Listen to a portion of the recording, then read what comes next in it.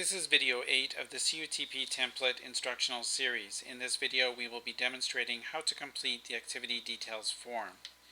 The activity details form is most commonly required for supported training days. However, it may be required for an optional activity which is not taking place at your parade location. We first click on the activities module, and here we have the optional events, and we're going to be doing our demonstration using a supported training day. And you can see the activity details buttons for each activity here. The activity details wizard gathers information necessary for the approval of the activity and to identify any support requirements necessary. Click the activity details button for the desired activity. In this case, we're going to demonstrate the activity details completion for exercise falling leaf, and we click on that activity details button. Mandatory fields are indicated with a double asterisk. Drop-down boxes can be typed into, or click on the arrow to display lists with information pulled from other areas of the template. The activity name and date are automatically populated, and default timings are provided, which you can change as desired. We'll do a review of the mandatory fields, starting with the activity location. I click on the drop-down list, and some of my common activity locations are here. I make a selection and indicate the distance one way. If my exercise timings are fine, I can just continue on to choosing an activity contact, again using the drop-down list.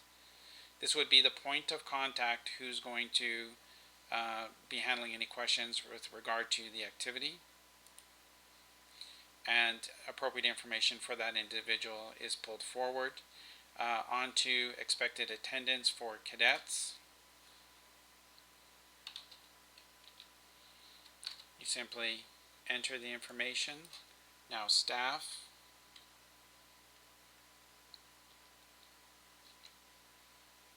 And we have the totals here at the bottom. An environmental assessment required. Not a mandatory field, but that is the next question here. Going on into the detailed description of the activity and cadet participation. This is where you give an overview.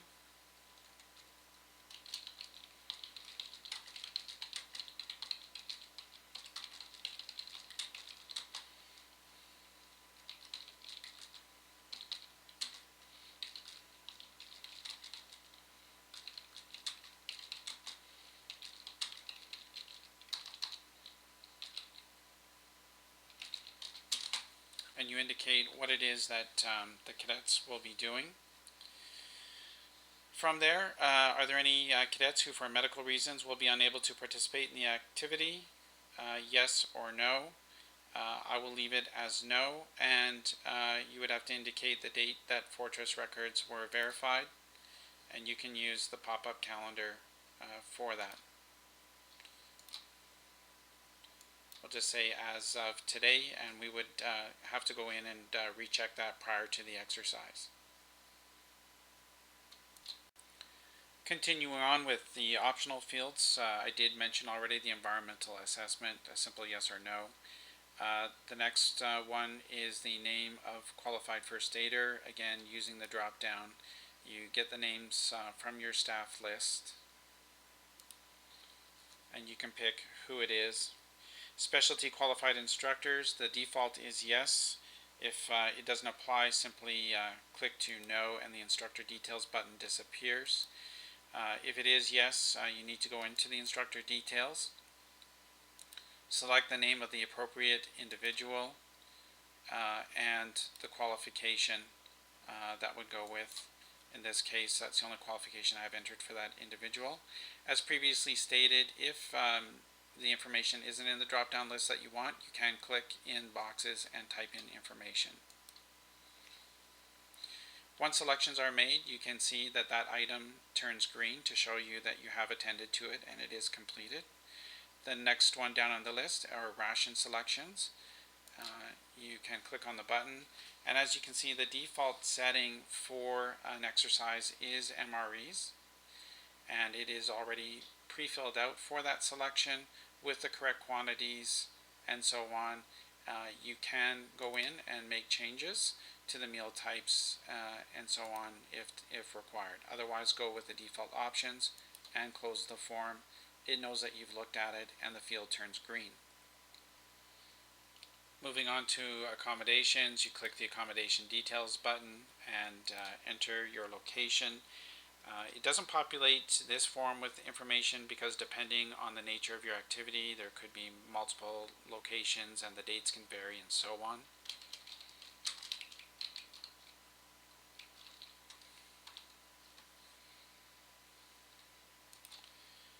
So you enter the location and choose the type of facility that it is from the drop-down choices.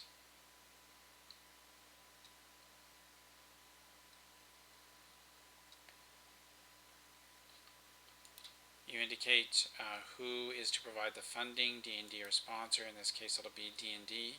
You also need to indicate who it is to be booked by, and we will have the detachment look after that booking, and also the estimated cost. Any other details that may be appropriate? Oh, I should put in my checkout time. Any CFB facilities required, which don't apply to this activity, but this is where you would make those selections. And if there was another facility required, you would move on to the next record. Once you're done, close form and move on to the next support element, which is transport. Clicking on transportation details, you select your vehicle type. We're going to start with a bus. Indicate how many buses are going to be required and who's to provide the funding.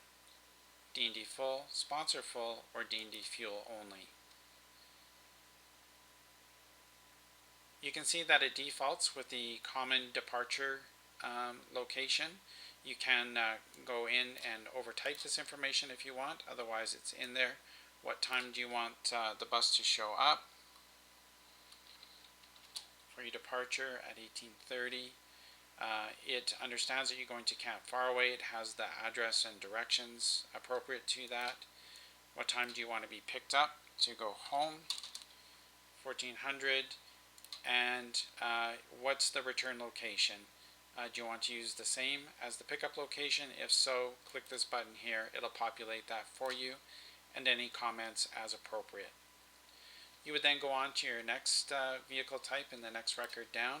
So if you needed a support vehicle such as a van or a truck, so you indicate that it's a van, quantity 1, who's going to pay for it. In this case, you likely need to provide some driver information, possibly the CEO.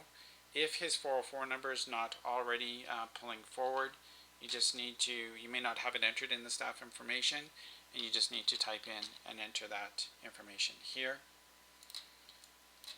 What time does that need to get picked up? Probably a little earlier in that day. And so on. Where is it that you want to pick it up from? It could be from a certain budget or a local support base. And you just continue on filling out the information much as we did above. If you are going to be transporting any screen volunteers or league members, you need to indicate so by completing the checkbox that is here. And when you're done, you would simply close form. Final one is D&D equipment requirements, and we'll go into the equipment details screen. The first step is to indicate where you want to draw those stores from. Here's the list of choices. And so if it's black down, we'll select black down.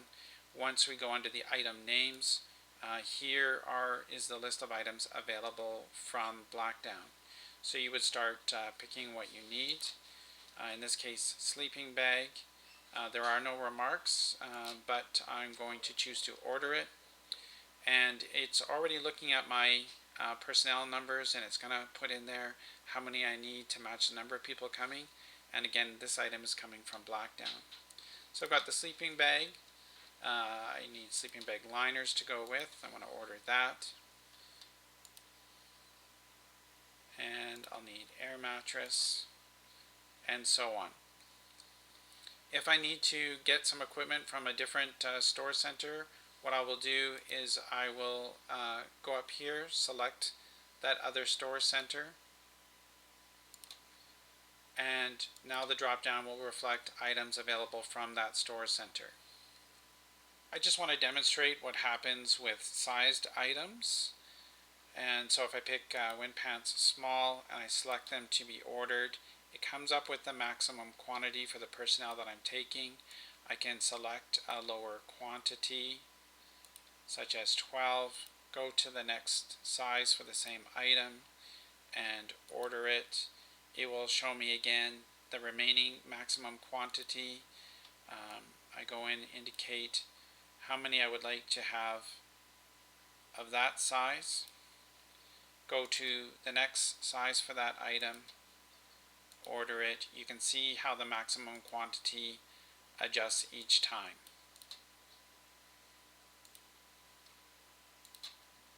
Until I get to the final size for that item. 12 remaining, that's what I can get. And you can see for each item, it's showing exactly what I'm ordering from each store center. I can go back to Blackdown and continue ordering other items until I have finished my selections. Just to let you know, if you're ordering tents, that spares and gender ratios based on the expected attendance are automatically calculated, and other items make allowances for spares as appropriate.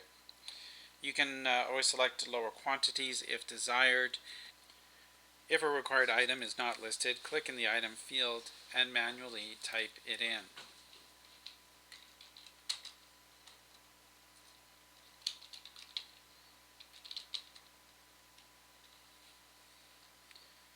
Click to order and select your quantity.